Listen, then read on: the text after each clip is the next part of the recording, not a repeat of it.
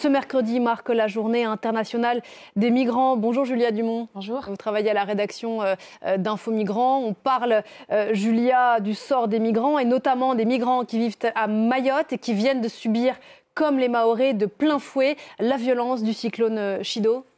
Oui, absolument. C'est vraiment l'ensemble de la population de Mayotte qui a été très affectée par ce cyclone. L'île a été totalement détruite.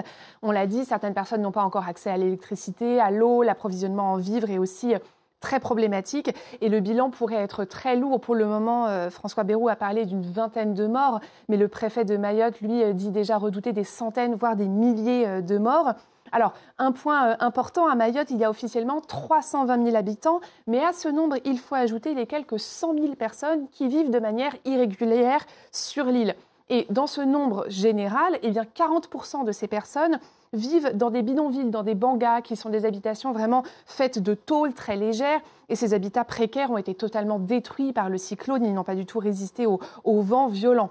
Ma consoeur d'Info Migrants, Leslie Carretero, a notamment pu parler à un membre de la Ligue des droits de l'homme. Il nous a raconté que le plus grand bidonville de France, qui se situe à Mayotte, qui s'appelle Kaweni, où habitaient près de 20 000 personnes, il a été totalement détruit. Il a été rayé de la carte, il n'existe plus. Et on est sans nouvelles de nombreuses de ces personnes qui habitaient dans ce bidonville, ou en tout cas qui y survivaient. Qui sont ces personnes en situation régulière qui vivent à Mayotte aujourd'hui ?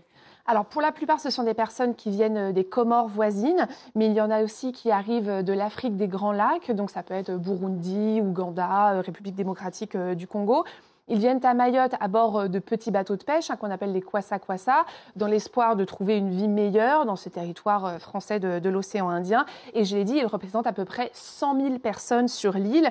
Et en fait, on risque de retrouver beaucoup de corps de ces victimes dans le bidonville, parce qu'en fait, il y a une méfiance vis-à-vis des autorités en raison de leur situation irrégulière. Et on le sait, à Mayotte, certains hébergements d'urgence ont pu être ouverts, mais très rares sont les personnes en situation irrégulière à s'y être rendues, de peur d'être arrêtées et renvoyées dans leur pays à cette occasion. Encore une chose, le bilan humain va certainement être beaucoup plus lourd que prévu, car il y a des zones isolées qui n'ont pas encore pu être recherchées et où pourraient se trouver de nombreuses victimes migrantes, entre autres. Est-ce qu'on voit à Mayotte, on le voit dans bien d'autres régions du monde ? Oui, vraiment, ce que nous rappelle la situation à Mayotte, c'est que les migrants sont bien souvent des victimes collatérales des catastrophes climatiques. Ils sont particulièrement vulnérables dans ces situations, notamment du fait de leur habitat, qui sont bien souvent précaires, construits dans des zones qui n'ont pas forcément été faites pour la construction d'habitations.